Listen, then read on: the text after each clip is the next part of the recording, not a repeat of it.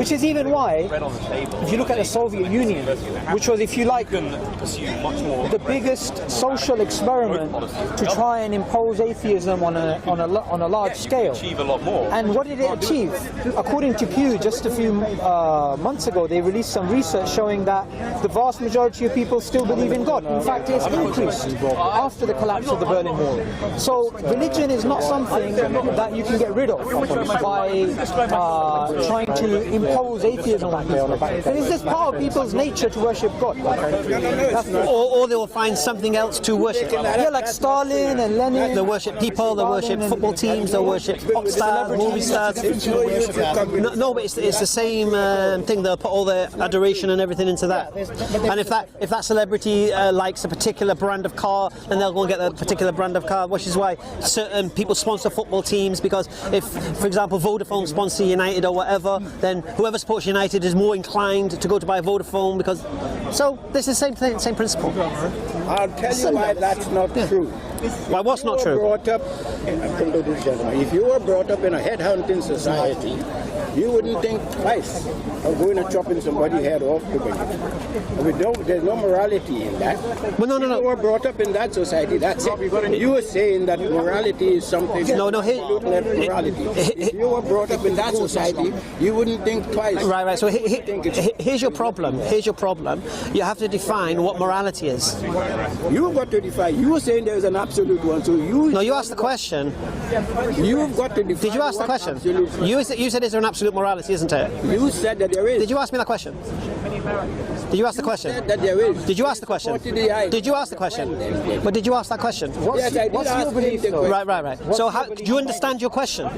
So how would you explain the fact that people want to turn towards God? This is a universal thing we have. By universal, I don't mean literally every single human being, but every single language pretty much has a word for God. Every society has some sort of worship ritual. So from an atheistic perspective, how would you explain that human instinct? God means different things to different people. Because we didn't know any better. Some people think God is a man. The lightning came down, we were that's a God. Because we didn't know it. So it's God of the gaps. Yeah, so there's a God there to explain things we don't know. God means different now, things to different people. if that is the case, then we still have people believing in God, even after the scientific revolution. And also, the belief in God is not just based upon logic. So, for example, somebody may say there's lightning that took place, so I don't really understand how this phenomena works. Therefore, I posit a creator. And some people have done this, it's known as God of the gaps. But a lot of other people, they don't even go that far. They say, I believe in God because it just feels right. They don't use inference or logic. It's just something within them. So how do you explain that instinct, not inference? Why do you think it's an instinct? Well, there's a lot of evidence for that, actually. Psychologically, we know that Give me some. Well, there's some research that was done a few years ago on Japanese school children, which showed that there's a tendency of children to be inclined towards theism.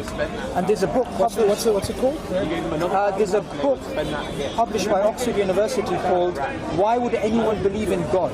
It's by Professor Justin Barrett of Oxford. And what he basically does is he, according to studies, says there's a natural inclination for people to believe in God.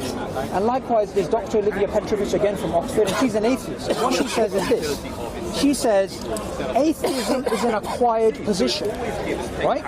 By default, there is a theistic inclination in children. She's a development psychologist. The interesting thing is, she herself is an atheist, and she says atheism is an acquired position. So my question to you is, as an atheist, how would you explain that innate instinct? Okay, so I reject your claim that it's innate. And both of your examples, there's been refutations posted online and sent to yourselves. I don't know if you've got them on both of those. Sent to Ayera, etc.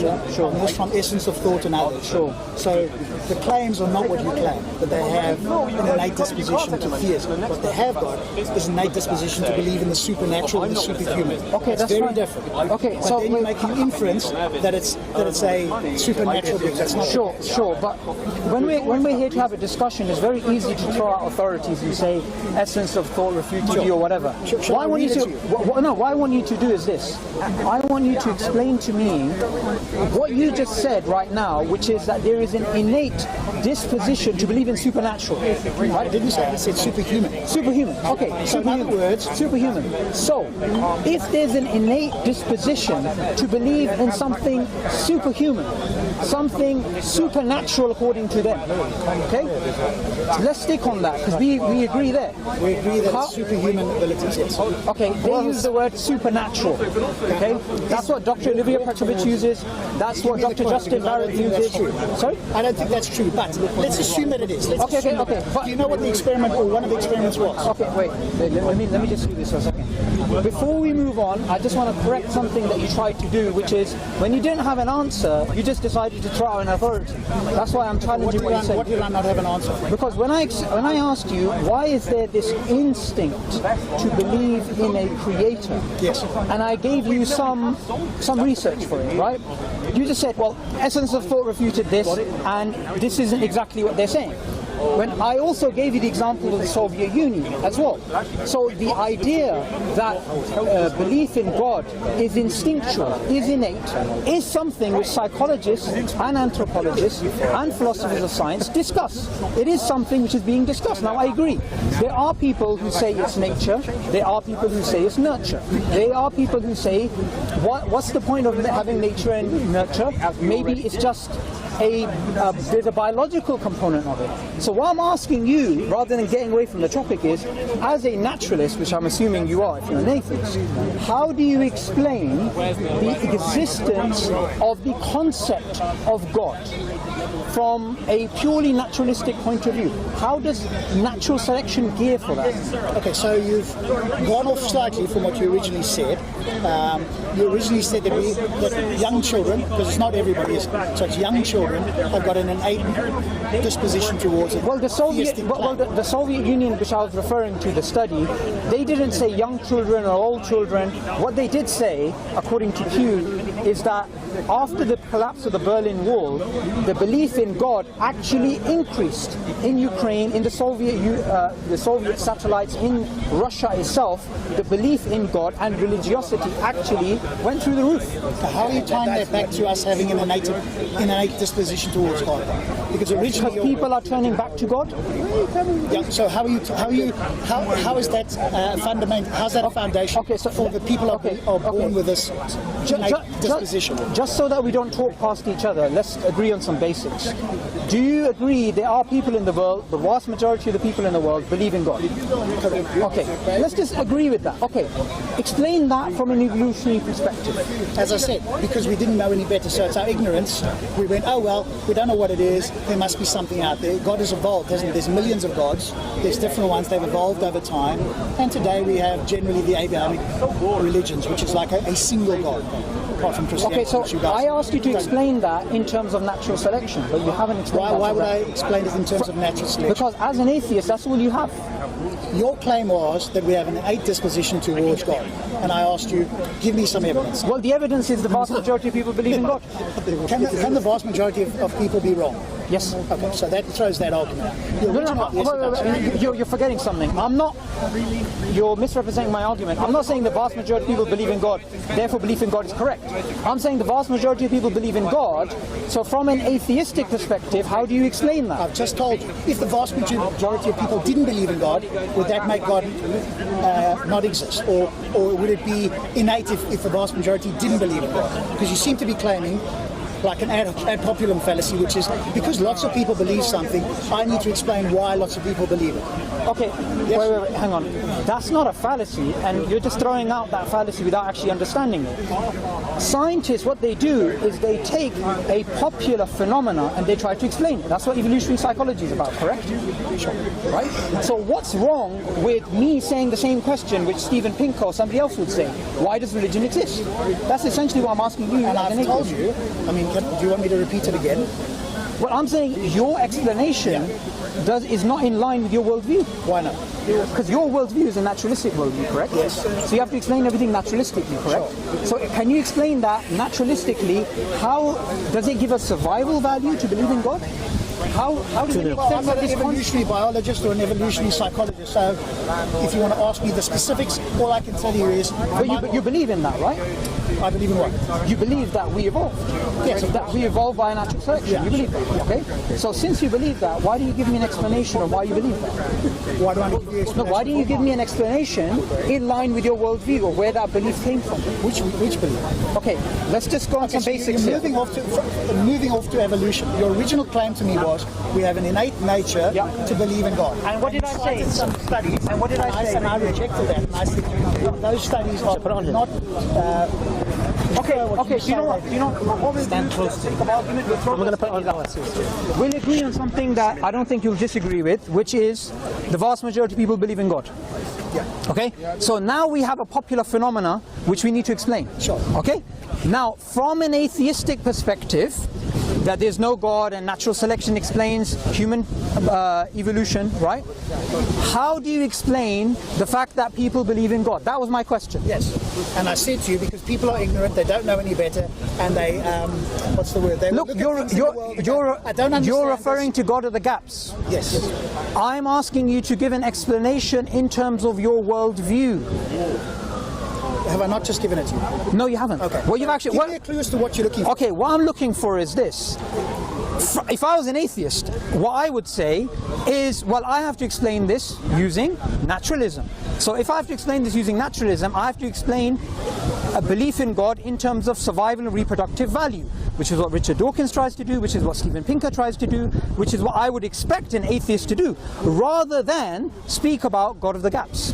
That's totally irrelevant. So you want me to give you information on evolutionary biology or evolutionary psychology? No, I want you to give me information which is in line with your worldview, because you believe that worldview to be correct. Sure. So I asked you a question. I don't know what you want me to give you. What words do you want to give me? I think that people have evolved over time, and over that period of time, when they couldn't explain something, they went, look up there. Like if I was born 500 years ago and I didn't know how electricity or lightning formed, I'd go, my word, that looks like that could come from a god or something, because I can't explain it. It's very powerful. Sure. Maybe it's a god that did that, because I don't know. Sure. Now we understand that, we no longer do that. And the more we push back with science, the less there is an explanation required for a god or gods. Okay, so if what you said is true, and what I'm going to do now, Rob, I'm going to take what you said and I'm going to extrapolate it. What you just said is that people believed in God because of God of the gaps. And because they believed because of God of the gaps, as science is progressing, religion is regressing. Right? Is that in line with what is actually going on in the world? Seems to be. Why would you say not? Okay, here's why I would say not. According to Pew, by the year 2070, Islam is going to be the largest religion on earth. Christianity is also going to increase, and guess what? Your group, the atheists and agnostics, are actually going to shrink by 3%. So if science is progressing, which I'm assuming which is what is happening today, then why is that happening? And I'll tell you why it's happening.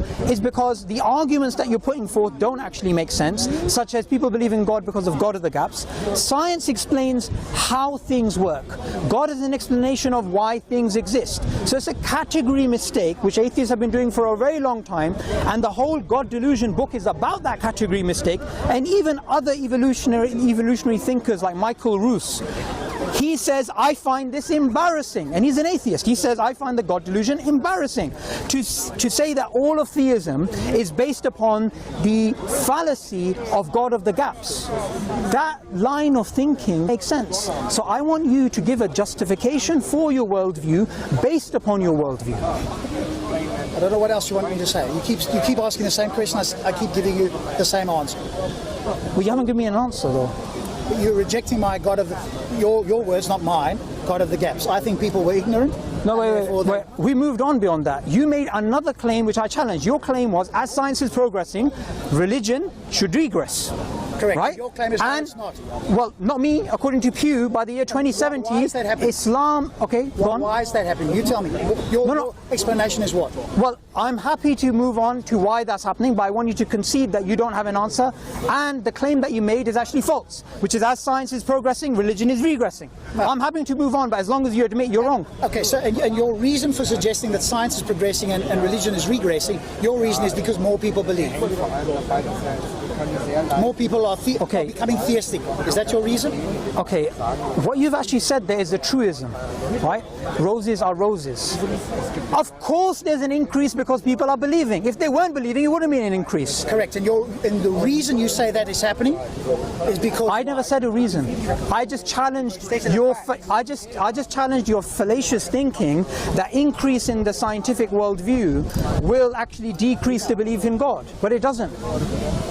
I'm saying that I'm talking about the knowledge, not necessarily that people will believe or not believe. So I'm talking about scientific knowledge, yes? That doesn't necessarily translate that everybody in the Okay, so what's your claim about scientific knowledge? That it gets people to disbelieve it? And it's growing. Would you agree with that, or would you say no? No one disagrees with that's improving. But your claim was, it's growing and religion is going down. Apparently science is going to make us stop believing. So you're basically claiming that the more we discover about science, the less we're going to believe in God. Correct. Yeah. Okay, but that hasn't happened. Yeah, that's the point. And the other thing is, the scientific method came together. It was actually made by a Muslim, Hassan ibn Haytham, approximately 1,000 years ago. He was a Quranic scholar, and he was the first scientist, according to even secular historians like David C. Lindbergh. Right? So. No, that goes totally against your claim, because if what you're saying is correct, then an atheist should have come up with the scientific method, not the Muslim. And what was... And atheists haven't done much, frankly. Trying to separate science... You haven't sent us to the moon, haven't done every technological advancement on the... Okay, wait. Let me tell you, right? That's actually totally false, because of two reasons, right? Number one, we went to the moon based upon Newtonian mechanics. Guess what? Isaac Newton was not an atheist. He was a devout Christian, and the greatest thing that he believed he achieved in his life was to die a virgin, right? He was not an atheist. Are you kidding me? Two. Well, secondly, the scientific method, its product is space exploration. So if we went to the moon, that's based upon science, and the first scientist was a Muslim. So atheists did not lead us to actually go to the moon. Okay, so you've made an awful fallacy. You've said because Newton was a Christian, therefore Christianity is true, or Christianity is the basis, or something about Christianity and science. Okay, anyone watching, did I say that? Didn't say that. Did I say that? No? Okay, did I say that? Everybody else? Anybody else put up their hand? Do you want to speak to me, or do you want to have an audience participation? I've got some independence. Let's see what... I'm just really baffled. You told me that because Newton discovered the laws, what? He wasn't an atheist. No. So what? Your claim was we went to the moon. We went to the moon. That's completely irrelevant. Okay, wait. What I want you to do is this. Take a step back. Think about it. What have atheists actually done? They keep talking about science, science, science, you know, woo, woo, woo, we're all about science. But what have you guys actually done? That's what I want to know. All the technological advancements. Go ahead. Go ahead. Go ahead. Okay, so tell me this, okay? If atheists are the people who we should be looking up to, and they are supposed to be holding up science as a banner, why didn't they come up with it? Why were the founding fathers of the fields of physics, chemistry, biology, psychology, sociology, anthropology theists? Because that was... Why? No, wait, let me finish. Then I'll ask you a question. Now, in the 20th century, when we've made so much progress, you guys have decided to come out of your caves and say, well, this is all due to us. And I'm kind of like, that's rich. That's really rich. Where were you for the last 1,000 years? We were all theists, or we were all hiding from theists, weren't we? Well, okay, we agree you guys were in the caves, right? But while you were in the cave, why couldn't you come up with the scientific method? Yeah, stop shouting. Stop shouting. No, because no. Because this is an audience play for you. Just stop shouting. Wait. All I'm here to do. No, shall I tell you why I'm speaking to you like this? Because you come to Speaker's Corner, and I've seen this a lot. I've even seen your videos. Good. You come and you try and confuse people with your nonsense. So I decided today I'm going to walk up to you. And I'm going to get you to speak about your worldview on your own platform, and let's see if you actually know what you're talking about. So if you want me to speak a bit more calmly, I'm going to speak like a Quaker from now on. Good day, sir. Go ahead. Okay, take it easy. Your claim was that where were all the atheists prior? And now we've come out of our caves, to use your word, and we're claiming credit to scientific discoveries. But You are. Your claim is that no, theists did all of this, and we should therefore be subservient, or theism is in some way justified to be linked with science. No, I never said that. What is your claim about theism then? You made the claim, sir, that science is somehow linked to atheism, right? You linked the increase in scientific knowledge to a decrease in belief in God. All I did was challenge that. Okay, now- I'm going to be a Quaker, so if you interrupt me, I'll stop. Okay, so that's not what I said. I said science is pushing back. In other words, the knowledge, where science is increasing, is pushing back the religious. In other words, some of the religious claims. I'm not saying that people in the world don't believe in God. Can we get that distinction? Okay, so let's what's your claim? Your claim is science is getting rid of the intellectual foundations of religion? So science is giving us a better understanding of the natural world, whereas in the past we would have looked towards a god or gods as an explanation. Now science is explaining things, and we need to less and less look towards the god. That does not mean that people are not going to believe in a god. That's the but distinction. That is predicated on the assumption that people believe in God because of God of the gaps, Yes, sure. right? Where on earth did you get that from? Everybody that I speak to here, whenever they bring up something about science, So you're they want to judging- include, they you're- want to put God in wherever they can. Remember, so I'm not- consciousness, Okay. rationality. How did evolution get started? The Big Bang, science, cosmology. Anything where we don't yet have an answer, now we can insert God. Where we have an answer, nobody here is going to claim that God is creating lightning. Why? Because we now have an understanding. Okay, so your belief that people believe in God because of God of the gaps is based upon your conversations that you have here in Speaker's Corner with people. It's well, when we look back in history, isn't it? We can look back in history as Okay, well, okay. and we can go, hey, people were mightily ignorant about virtually everything in the natural world. When? All the time in history. No, that's not true. So we didn't know about that's the germ disease. We didn't know that the Earth orbited the Sun. Okay, we didn't know there was more than one galaxy. Okay, one sec. Zillion things, evolution, whatever it is. One sec. Now, there's one fallacy which we need to move away from and move on to another fallacy, which is about the ancients. Did you know the Greeks calculated the circumference of the Earth? Not the Greeks, one guy, Eratosthenes. Yes? Was he a Greek? I don't know what he was. but Okay, you who make it cares sound- if he's Greek? Well, there you go. He's Fuegian, all right? There's one guy But who he existed calculated. 2,000 years ago. Okay, did you... 280 BC, yeah. Okay, you're saying they didn't know that the Earth orbited the Sun? You're telling me no Greek knew that? I don't know if the Greeks knew it, but most people didn't. You guys didn't. Okay, wait, one sec. How do you think they built the pyramids? Using mathematics and engineering, correct? We don't know, do we? It's still a mystery. Okay. 1,000 years ago, and that's quite a long time ago, we had Hassan ibn Haytham, who came up with the scientific method. Now, when he came up with the scientific method, if his belief was, I don't want to explore nature because that will make me decrease my belief in God because I believe in God of the gaps, then he wouldn't have come up with the scientific method, and nor would the other Muslims who actually did science at the time, and then the baton was passed on to medieval Europe. Now, what I find strange is your claim of God of the gaps. I want to know if you actually understand where this argument originated from as a formal argument. No, I don't know where it originated. It was actually about 400 years ago. Do I need to know? Yes, you do. Okay. It was actually in Europe, where Christian philosophers, they wanted an argument for the existence of God, and there was many arguments for the existence of God, which I would say were quite fallacious, right? So one of them was this argument about, can you think of the most perfect being, and so forth. And one of the arguments that they actually came up with was the God of the gaps. And guess who critiqued them? other Christian philosophers. We're talking about 400 years ago. Was there any atheist philosophers at the time? Now, yes, of course they were. Were they? Well, there was David Hume, right? You said 400 years ago. He was a couple. Okay, 400 years ago. Let's keep well, actually, about 2,000 years ago, some of the Greeks were atheists too. Okay, right? we're going off on a tangent here. We're not. Because what we're actually doing is this: we're unraveling some of the claims that you're actually making. And one of the things which I actually do want to challenge is this. Just recently, we had this march about science, right? I'm sure you must have heard of it. March about science, no. You know, marching for science, right? No, and this march they had in the States where, you know, all these atheists come out and they're like, we're marching on the behalf of science, we're doing this, we're doing that, right? Now, what I want to do is this. I want to make a claim. And I want you to challenge my claim if you think I'm wrong.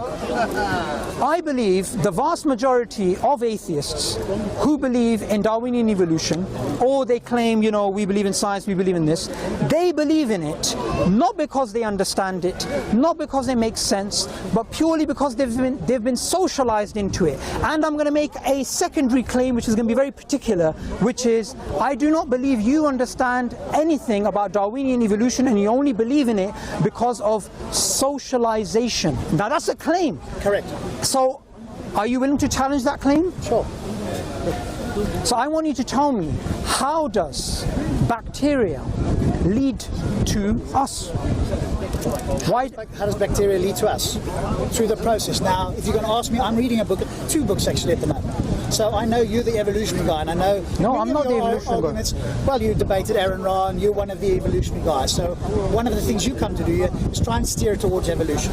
So I will tell you up front that I'm not an expert on evolution. You know more potentially about it. You can get into finer details. What I will tell you is that I'm reading the book Why Evolution is True by Jerry Coyne. I've got that. Good. So maybe you need to debate Jerry Coyne on evolutionary psychology, right, etc. And also Dr. Alice Robbins. Okay, so in that book, Why Evolution is True. I'm reading it, yes. Right, you're reading it, right? Yes. How many definitions of species are there? I don't know, I'm not there yet, brother. Okay. Now you're going to cross-question me on the book. I said I'm reading it. Okay, but I'll tell you. Fine, go ahead. There's at least 26, okay? Now, if there's 26 different definitions of species, and the claim is, which I made originally, that people believe in Darwinian evolution, majority of atheists, including yourself, not because they understand it, because they're socialized into it. I want you to tell me which of those definitions, not 2 or 3, just tell me one of those definitions which Darwin used in The Origin of Species, which is the reason why you accept that the origin of species is correct. Okay, so I want you to get away from this. You do this a lot. You keep going into Darwinism. Today it's the modern theory of evolution. Why do you keep talking back about Darwinism? It's like Nazism. People have moved on. The modern theory of evolution is a lot further advanced than what Darwin predicted in his time. So would you agree with that? Well, genetics, DNA, etc. I'm not saying Darwin's wrong. It's been improved upon. But that's a good question. What I'd love to hear you say in the future, Sabur, is talk to people about the modern theory of evolution. Get rid of the word Darwinism, because that seems to me a straw man. Okay, that's a very good point that you've made. And I'm going to answer the rest of it. No, wait, 1 sec. That's a very good point that you've made, but it's incorrect, and I'll tell you why. The term Darwinism is not a term which I came up with. It is a term Alfred Russel Wallace, who was Darwin's contemporary, who disagreed with Darwin on human evolution, he coined. And till today, we have atheist evolutionary biologists, psychologists and philosophers of science who use the term Darwinism as an academic term which refers to the idea that natural selection is the primary driving force of evolution. And they acknowledge the modern synthesis, of course. They include the subfields of population genetics, fossils, DNA, all of that, right? That's not the issue.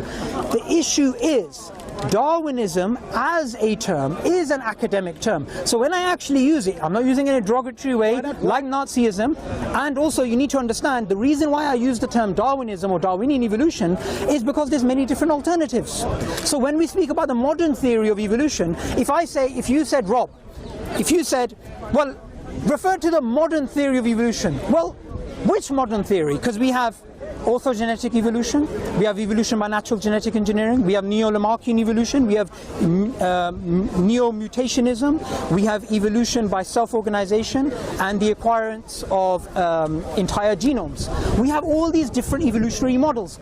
Most of them are non-Darwinian. So when I use the term Darwinism, it's not in a derogatory way, nor is it playing games, and Aaron Ra doesn't know what he's actually talking about, which is why in the debate he couldn't actually, all he could say is, well, you see, in America there's a different definition to Darwinism than there is in the UK. That's pretty much all he said.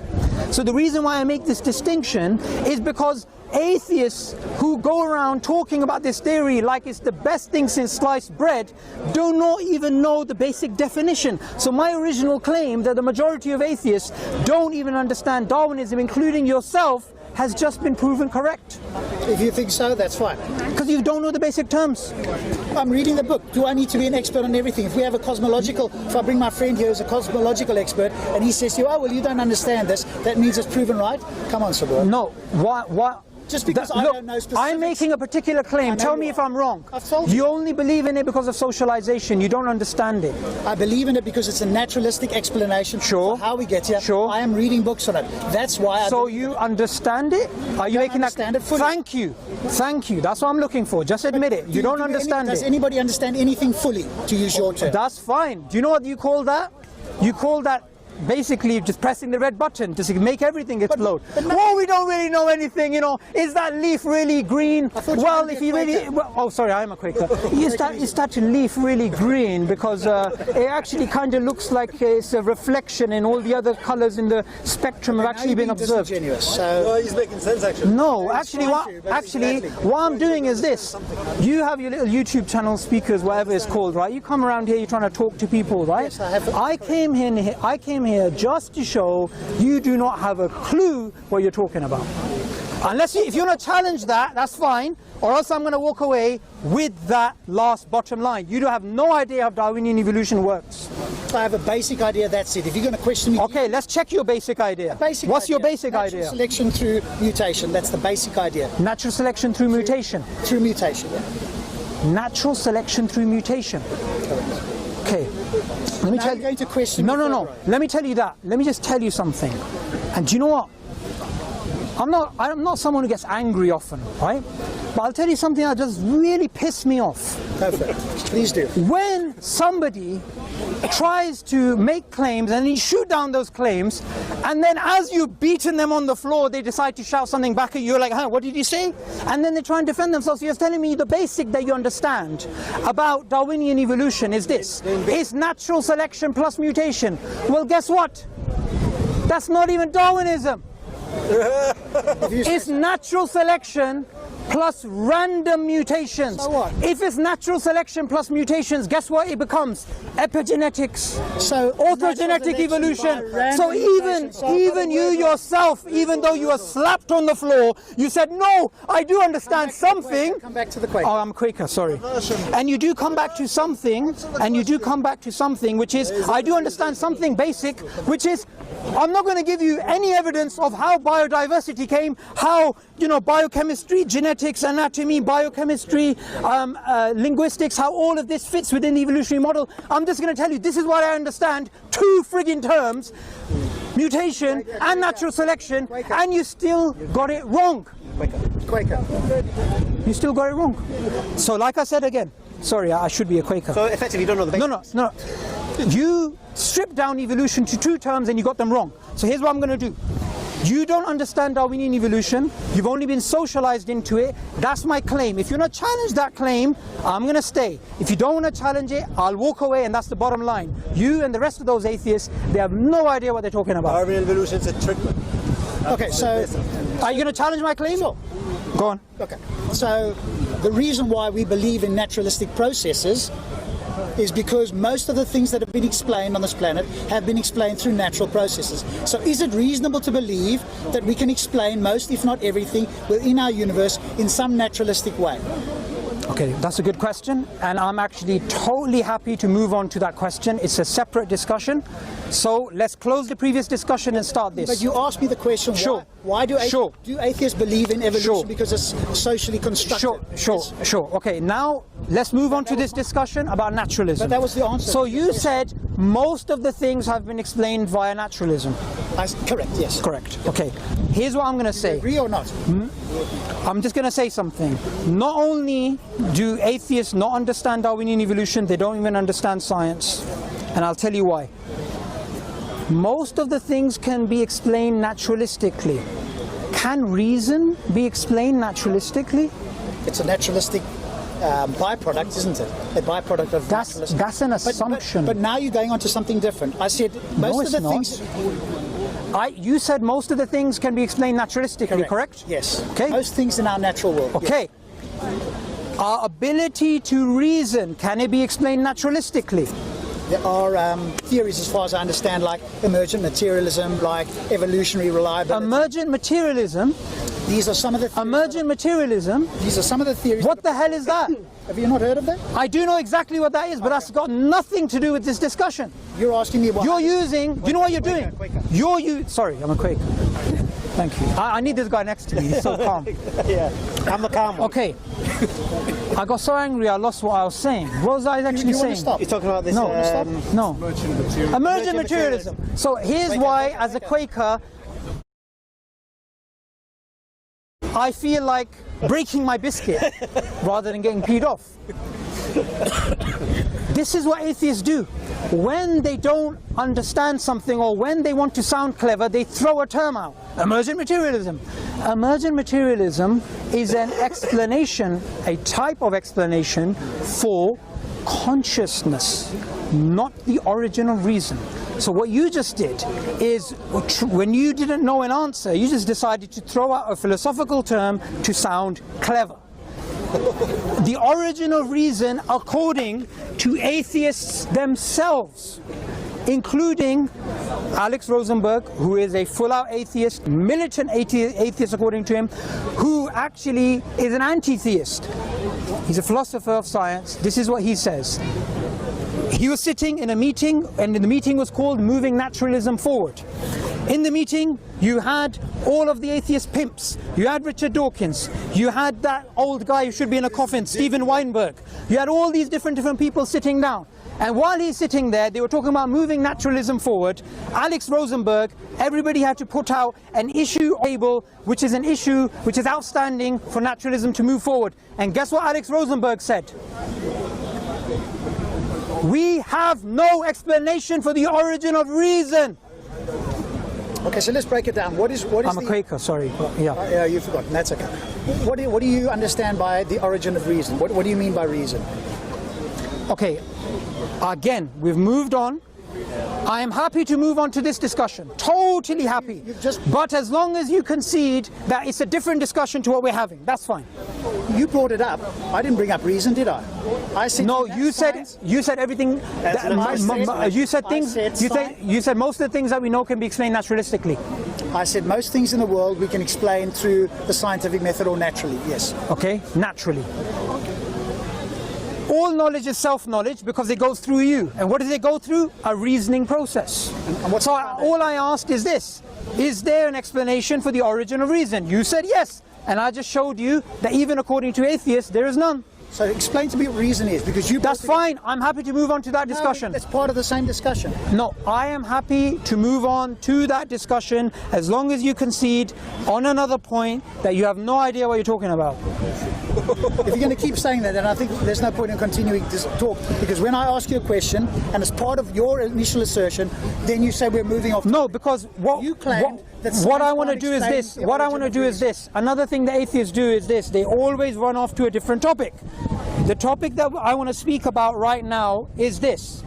You made a claim that most of the things that we know can be explained naturalistically. And I asked you about the origin of reason. You said that too, and I showed you not that. Now you're asking me, what is reasoning, or what is the origin of reason. So what I'm going to do is this. I'm going to say, Rob, you know what? Fantastic. We had a great conversation. I'm going to go back to my Quaker mode.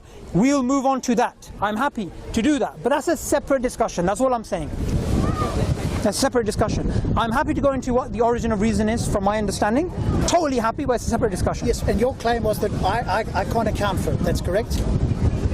My claim was that your claim that things can be explained naturalistically. I said most things. Most things? Yes. Right? I said the origin of reason cannot.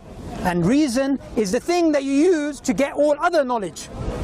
Okay? Now, in terms of the origin of reason, number one, this is an incredibly difficult area. You have philosophers, you have psychologists which actually delve into it. They try and understand what is it even to reason. And they don't even have their definitions clearly specified. They do not even agree on ways on, okay, what is it linked to? Is it just the mind, or is it something more than that? You know, it gets into that discussion of, you know, mind matter.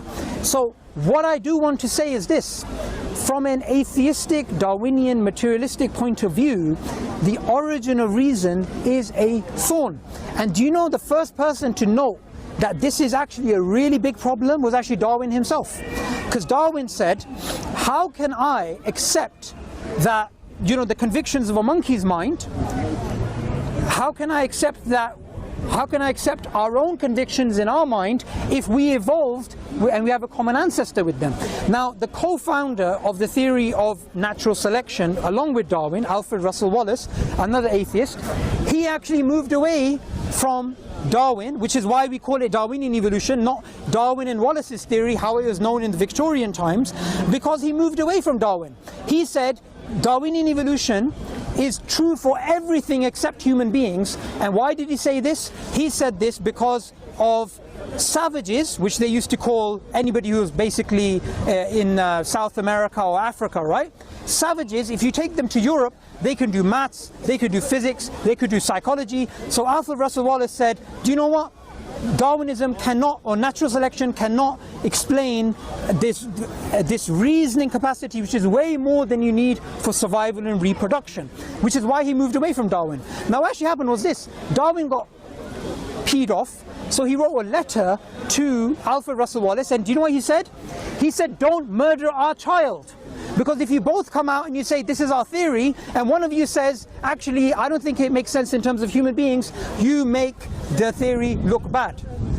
The origin of reason, it is a very complicated area, but the bottom line is, from a Darwinian perspective, there is no explanation.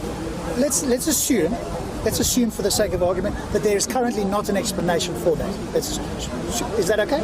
No, we're not going to assume. No, we're not going to. Okay. We are going to say, from a naturalistic point of view, it is impossible to give a origin of reason explanation in terms of survival and reproduction. Does it need to be just survival and reproduction? Well, what you could do is you could reject Darwinism and go with something else. No, I'm just asking, does it have to be on that? Because remember, we've moved on from just survival and reproduction, haven't we? We're not just in a survival reproduction mode, if you want to call it that, now. Would you agree with that? We're not just doing that now. Well, yes, but also what you need to understand is, from a Darwinian perspective, when there is something which sticks out like a thorn, which is not survival and reproduction, it is so easy to give a label to that mystery and say it's an evolutionary byproduct. So hospitals, survival of the unfittest, evolutionary byproduct. If you do that, there's no point in having a conversation, because it's an unfalsifiable hypothesis. Because anything that fits in line with survival and reproduction, you say, hey, that's mine, survival and reproduction. Anything that doesn't, you say, well, it's a byproduct. No, but we could do exactly what you said, which is we could say, hey, it's a mystery. We're still trying to work out how that is. No, I don't want to say it's a mystery. I want to say, from an atheistic perspective, it makes no sense. And since atheists pretend to be clever, and they pretend to be rational, and they pretend to throw out terms which they don't understand, then how dare they claim they are rational when they can't give an explanation for the origin of reason? When I, as a Muslim, I can say, well, do you know what?